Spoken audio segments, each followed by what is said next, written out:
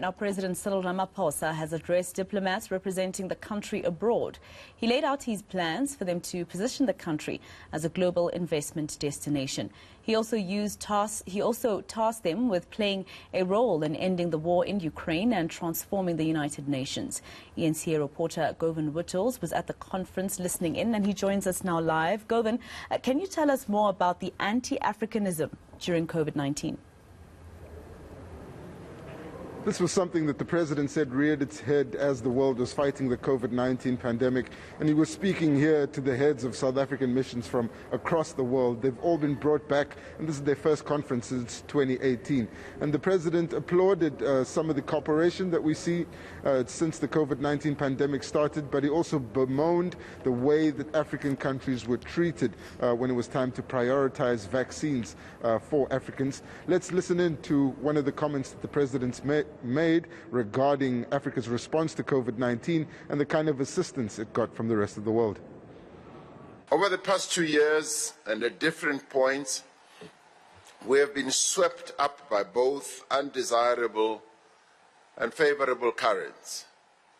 The global response to the pandemic has seen incidents of narrow self-interest, protectionism, parochialism, and at times even anti-Africanism. At the same time, we have also borne witness to the remarkable acts of solidarity and unity of purpose that we had never expected from a number of quarters around the world. We witnessed countries coming together to support each other, to access medical supplies, equipment and different forms of economic relief, especially in developing economy countries. Well, Govan, International Relations and Cooperation Government, or rather Minister Naledi Pandor touched on the war in Ukraine. Can you tell us more about what she said around that?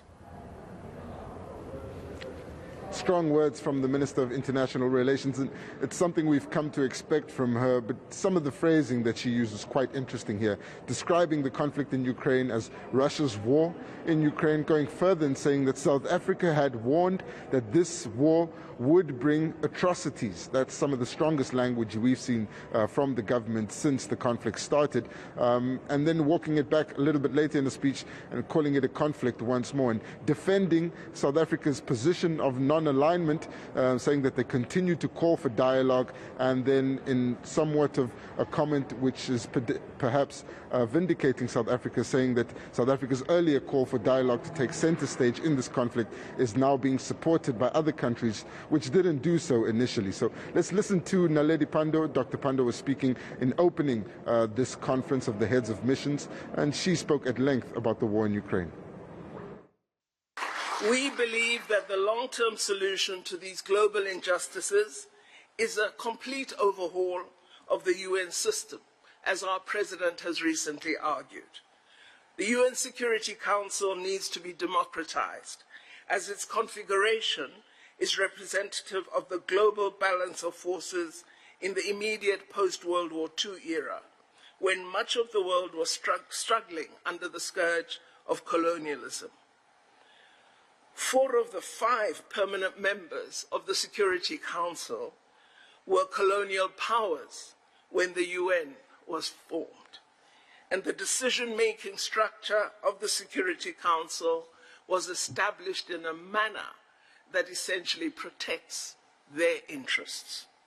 Our heads of mission must continue to support our call for the democratization of the UN system and the promotion of a true, equal multilateralism.